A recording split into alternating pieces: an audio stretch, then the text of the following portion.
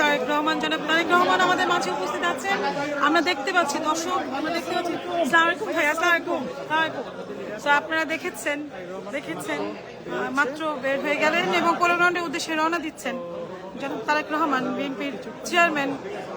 অল্প কিছুক্ষণের মধ্যে আমরা পোলো গ্রাউন্ডে সমাবেশে নিশ্চয়ই দেখব এবং জনাব তারেক রহমান অত্যন্ত সুন্দরভাবে সবাইকে হাত নাড়িয়ে বিদায় জানিয়ে হোটেল রেডিসন কর্তৃপক্ষ চলে গেলেন এবং দেখেন তা মানে উৎসুক জনতার যে স্লোগানে মুখরিত রেডিসন ব্লু চট্টগ্রাম।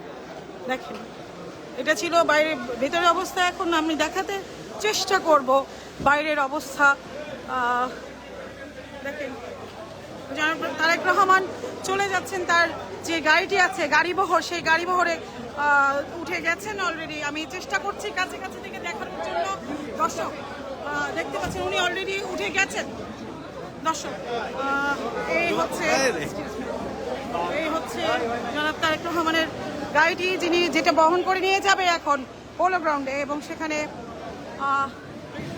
ইনশাআল্লাহ দেখতে পাচ্ছেন। দর্শক দেখতে পাচ্ছেন। আমি চ্যানেলে একটু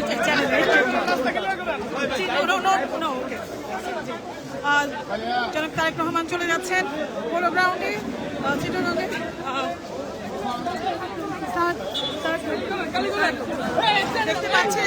দেখতে পাচ্ছেন উনি চলে যাচ্ছেন, পোলো গ্রাউন্ডে চলে যাচ্ছেন জনাব তারেক রহমান। আমি দেখাতে চেষ্টা করছি।